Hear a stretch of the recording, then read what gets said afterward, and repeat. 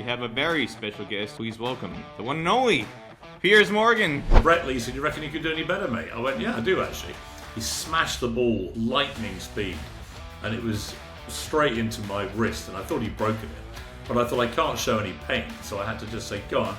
The third one, he broke my rib, clean fracture. He hit me 4 times in 6 balls, broke my rib, and then hit the broken rib. All the Brits around me were like, "You f***er." Biden's looking like he's not aware of most things these days. If Joe Biden was out of his crease and didn't really know where he was going, do you think Trump would Mankad him? I think Trump would Mankad him in a heartbeat, yeah. I don't think he'd remember even if you gave him a warning. I could not imagine Joe Biden play cricket right now. I mean, he can barely stand on his own 2 feet. It's like sexy baseball. If you like baseball, but you want to see a sexier version and test your brain power more, come and try T20 cricket.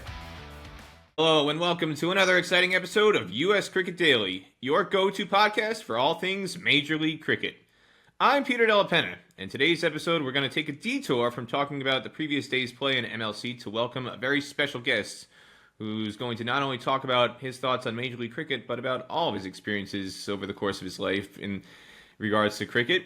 But first, I want to remind everybody that US Cricket Daily is brought to you in association with Clyde Hill Publishing and its book imprints, Clyde Hill and Pulley Press, which are dedicated to founders, innovators, thinkers, and tinkerers everywhere. Pre-order our book on the rise of Major League Cricket in America at ClydeHillPublishing.com. You can follow US Cricket Daily on Instagram, X, and TikTok, and you can watch our episodes on YouTube. Just search US Cricket Daily, hit subscribe, follow us, and rate us on Apple and Spotify, and if you want to get in touch, just email us at hello@uscricketdaily.com. Now, today we have a very special guest who has made a significant mark in journalism and in television, known to U.S. audiences for his roles on NBC's America's Got Talent, as well as being the very first winner of The Celebrity Apprentice. He also hosted his own show on CNN for many years, and currently is the host of Piers Morgan Uncensored. He's a passionate cricket fan who's been a vocal supporter of the sport for many years. It's the one and only Piers Morgan. We cover his memorable time facing an over against Brett Lee in Australia during the 2014 Ashes series in Australia. We also talk about his views on Major League Cricket and the growth of cricket in America overall on the back of the T20 World Cup that was just co-hosted by USA and West Indies. And we also talk to Piers about his thoughts on Joe Biden, Donald Trump, and Meghan Markle and how they might fare in a hypothetical game of cricket with Piers. Piers, great to have you with us. So, first off, I gotta go to current events in U.S. politics. Donald Trump and Joe Biden going for the election. One of the things that stood out in their debate to a lot of people, whether you agree with their politics or not, Joe Biden said he was a 6 handicap in golf. Now, I'm curious. There was a challenge made in terms of who could win a golf match. If they were to play a cricket match or a 6 hitting contest, how short would they need to bring in the boundary rope for them to hit some 6s?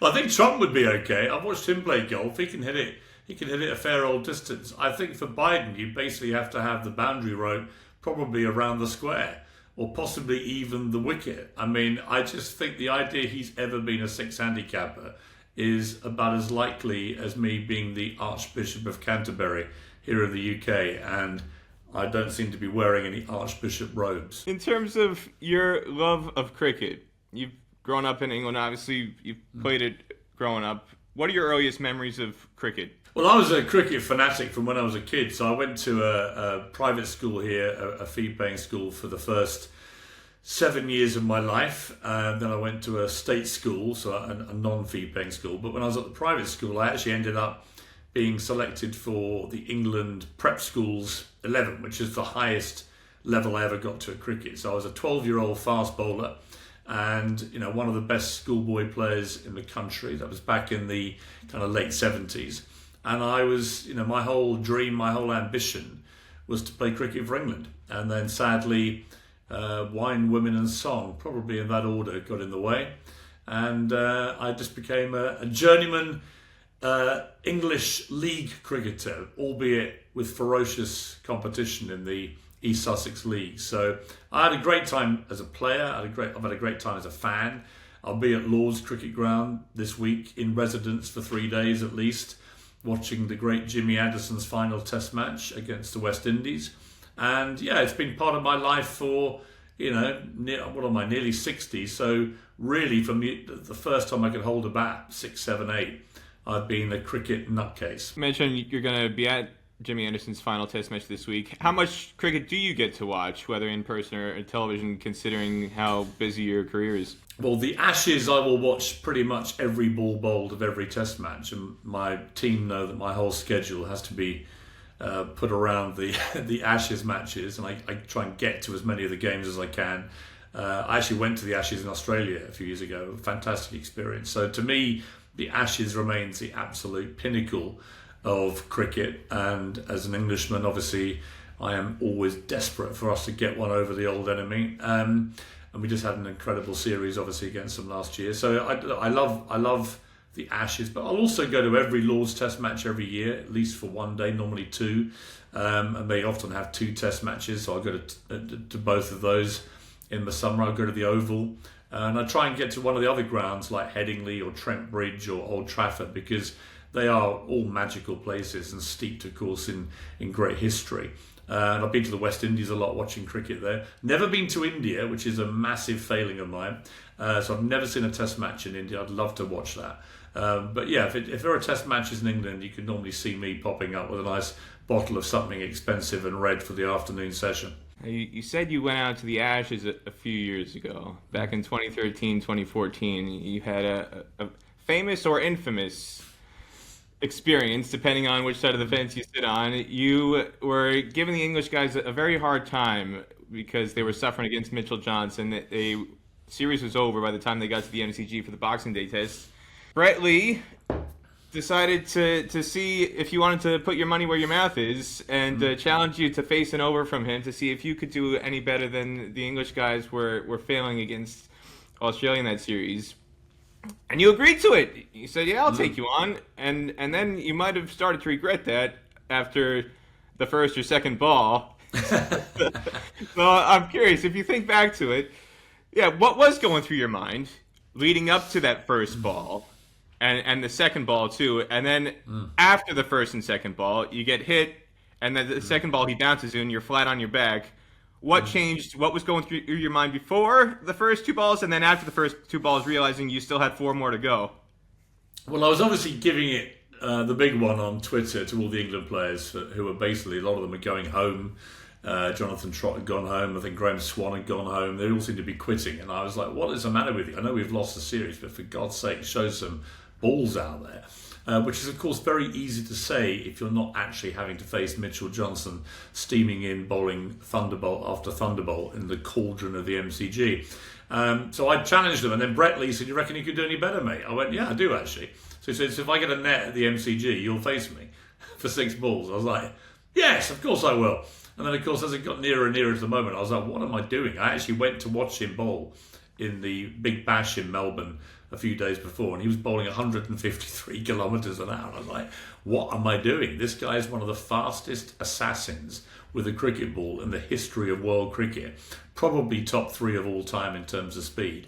He's still bowling unbelievably fast in professional cricket, and I'm going to face him in a net for 6 balls. And I was sort of fine in practice, and then the crowd got bigger and bigger and bigger. About 10,000 people came out. And it was a bit like a Roman amphitheatre. They were all chanting, kill him Binger, which is Brett's nickname. And then the Australian Test team came out, including Mitchell Johnson, who hugged Brett Lee. And you could see Brett Lee pumping up. So by the time he got the ball in his hand, he was basically ready to dismember me. And that's what he tried to do. So the first one, I just remember I'd had dinner with Viv Richards the night before, the great Sir Viv Richards. And he said to me, man, you got to take the attack to him. Get down the track. Take the attack to him. So you see me start to move towards Brett Lee. And Brett later said it was a bit like a shark when he sees blood moving in the water. He just had to spear me where he saw the blood moving. And he smashed the ball at lightning speed. And it was straight into my wrist. And I thought he'd broken it. But I thought I can't show any pain. So I had to just say, go on. Is that all you've got? Off you go. The second one was a vicious bouncer that nearly decapitated me, and I dived out the way. And by now the crowd are really up, and I've got the last 4 more balls, and I'm thinking I could actually die here. And then a third one, he broke my rib, clean fracture, it turned out later. And then the fourth ball, and we had these headsets where you could hear everything, were tuned up because both Sky Sports in the UK were showing it live, as was Channel 9 in Australia. This was a huge global television extravaganza. And he then hit the broken rib with the fourth ball, which I have to commend him for accuracy. And that was excruciatingly painful. And he came running down. And I'm not saying Brett Lee's a psychopath, but he came running down. He went, "Oh, mate, did you hear that one crack?" So by that stage, I was in serious trouble. And then the late, great Shane Warne, who was a good friend of mine, who was standing there doing a bit of commentary on this, took him aside and went, "For God's sake, mate, give him one to hit." So he gave me one to hit, which was a Yorker on my leg stump, which clean bowled me. And then with the 6th ball, he hit me one more time, just for old time's sake. So he hit me 4 times in 6 balls, broke my rib, and then hit the broken rib.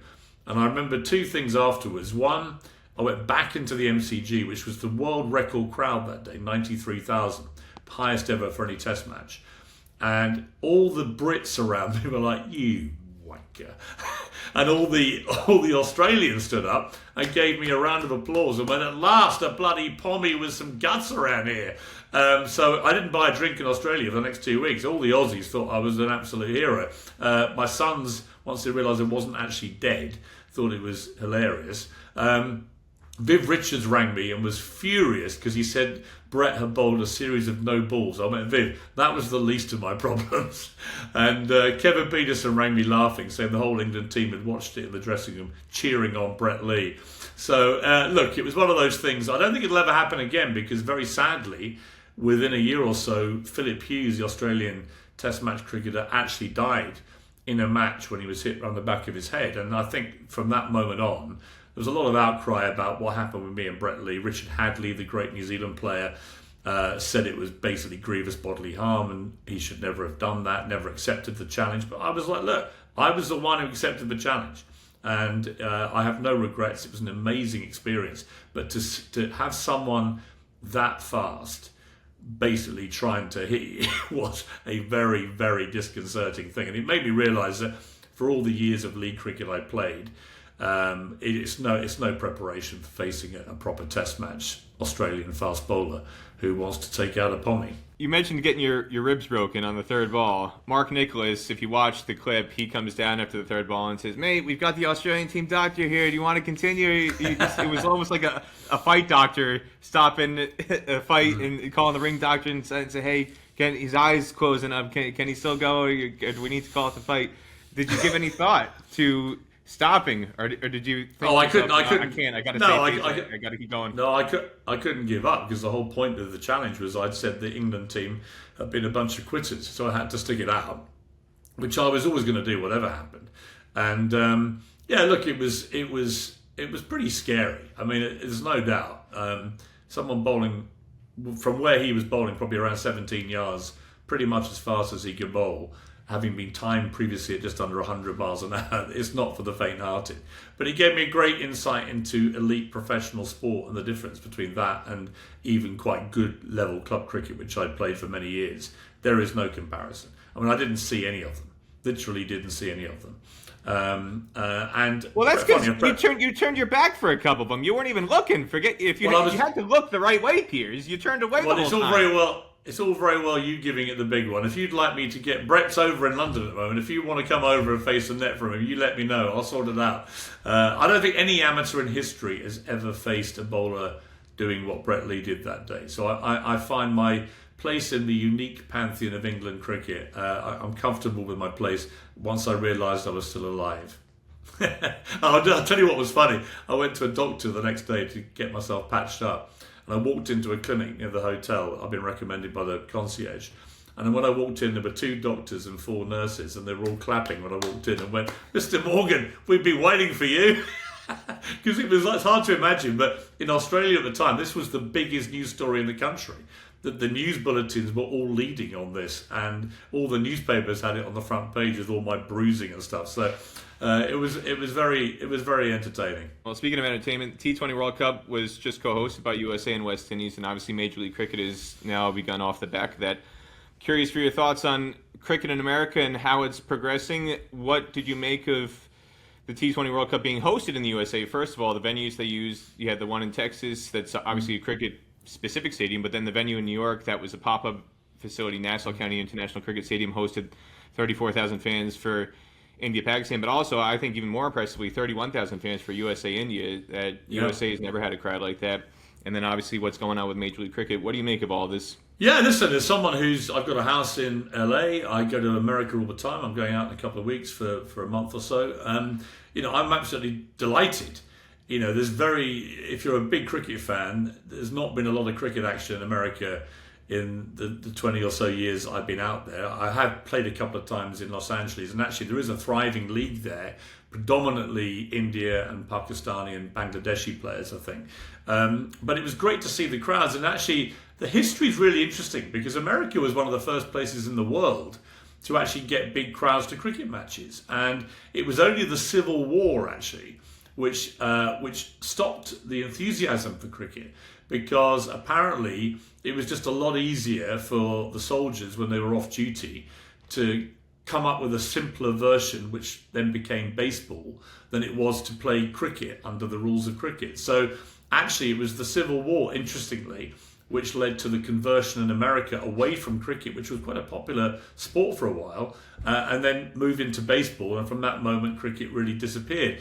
It's great to see the crowds coming back for T20, but of course, I think one of the reasons is Test match cricket is never going to work in America. When I try and explain to my American friends, look, here's how an Ashes series works, because they go, what are you tweeting about this Ashes thing? What is that? I went, well, look, the bottom line is England, Australia is the biggest competition in world cricket, and the Ashes series is 5 matches. Each one is 5 days long. Each day is 7 to 8 hours long. So after 200 plus hours of cricket, sometimes the final score can be 0-0. And at that point, American eyes go, are you kidding me? You sit there for 200 hours and the score's 0-0.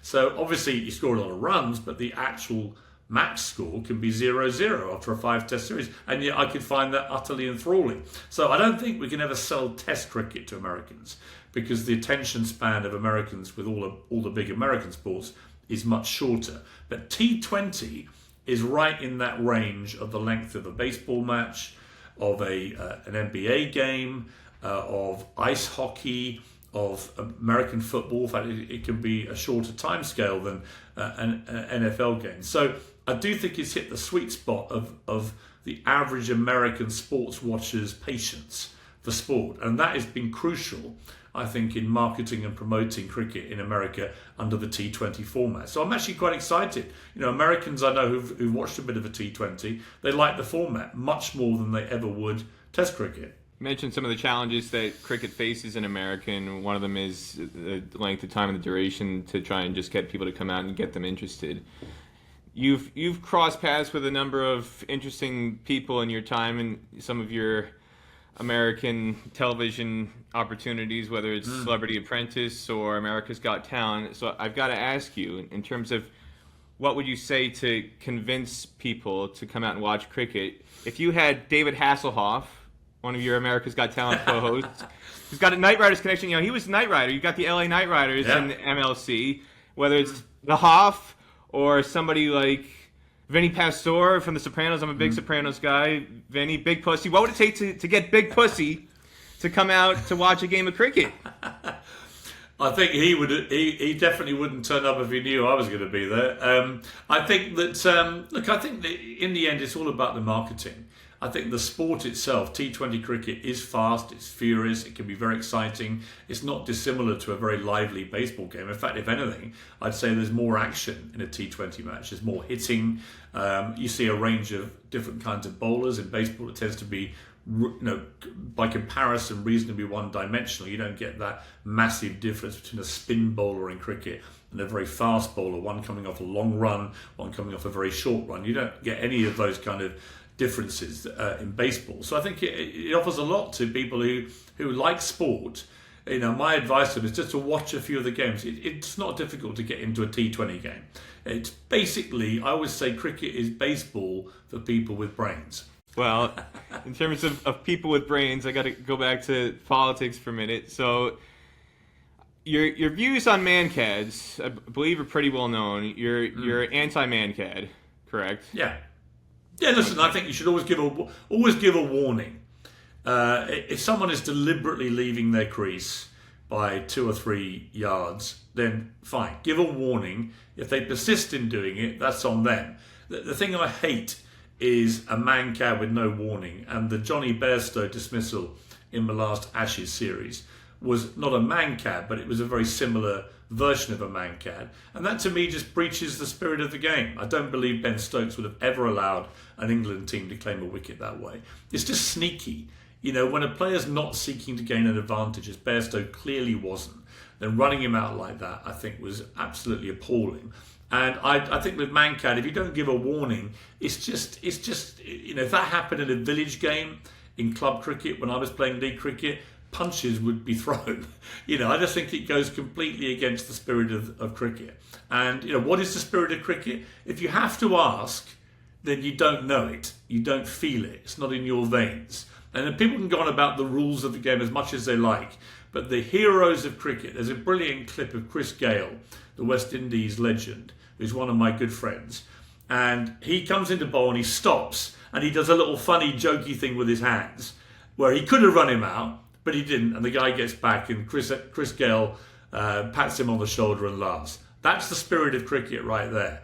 Had he run him out that way without any warning, I would have had a very different view of Chris Gale. As it is, he lived up to every expectation. And then you're immortalised forever as someone who played the game the right way. Why do you want to go down in history as someone who did a sneaky Mankad or ran out Johnny Bairstow when he'd already grounded his crease with his foot? I don't get it. Well, you say that you need to give a warning and that people need to be aware of what they're doing, but Biden's looking like he's not aware of most things these days. If Joe Biden was wandering out of his crease and didn't really know where he was going, do you think Trump would Mankad him? I think Trump would Mankad him in a heartbeat, yeah, but I think the more difficult thing for Biden is I don't think he'd remember even if you gave him a warning. So I think Trump would be perfectly entitled to do it. In fact, it'd probably put him out of his misery. I could not imagine Joe Biden play cricket right now. I mean, he can barely stand on his own 2 feet. But Trump could be quite a useful kind of pinch hitter going in number 7 or 8 and launching some big hits into the outfield, I think. I think he'd be quite good at cricket. So are you trying to say that Trump would be America's Ben Stokes? You know what? It could be, yeah, because he's a big old unit, Trump. He hits a golf ball quite a long way. And the discipline of hitting a golf ball is not dissimilar to the discipline of hitting a cricket ball. You often play quite similar shots. A big on drive is not dissimilar to a drive on a golf course. And Trump is a pretty accomplished golfer. So he actually does play to a 6 handicap. So, yeah, I think Trump with his size and his ability with a golf ball and a golf club, I think he could translate very quickly to be a useful T20 pinch hitter. Now, I also have to ask you about Mankading. What if the person who you've warned is continuing to do it, and they're getting very, very egregious about it? They're 2-3 yards out of the crease before you're about to bowl a delivery. And what if that non-striker's name is Meghan Markle? Then what? Well, she wouldn't get a warning. And nor would Prince Harry. They'd be straight out. Boom. That's because they don't play by the spirit of anything. So all bets are off with those two. No, they'd be straight out. Bang. What are your thoughts on the transition in UK government that's happened recently? Rishi Sunak is obviously gone, and Keir Starmer is now going to be Prime Minister. What's your take on how things have unfolded in the last couple of days? I think the bottom line is for all governments around the world, whether it's America, UK, wherever it is if you make pledges, you have to keep them. Rishi Sunak made a number of pledges, most of which he failed to keep. Not necessarily his fault, but if you are going to make publicly stated pledges, you've got to keep them. And like a lot of countries, I think, the failure to control our borders, the pretty poor economy at the moment, the cost of living crisis, the repercussions of the pandemic, rising crime, a lot of housing issues in the UK. The health service has been crumbling, education standards have been falling. You put it all together, it's been a pretty grim picture. And the Conservative Party had 14 years in power. And I think that most people weren't rushing to vote for Labour and Keir Starmer because they thought this is going to be the brave new world of glory. It was more like, we've had enough of the Tories, let's give another team the chance. And I know Keir Starmer, he's a serious-minded guy. He's a self-made man who rose to the top of the legal profession, Director of Public Prosecutions. He's now become the top politician in the country. It's an amazing achievement for a man from his pretty humble beginnings. So I wish him all the best. I hope they're successful. I've voted for Labour and Conservative over the years, and I wish them all the best. I think they've got a very, very difficult job, as we will see. One more question I got for you, going back to golf again. Golf and cricket overlapping a few times in our conversation.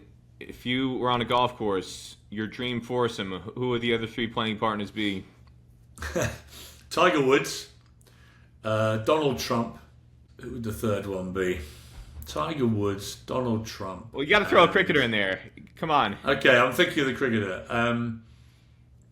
Stokesy, Ben Stokes. And why Ben Stokes? Out of all, he's actually he's a good golfer. I mean, Joe Root's a good golfer.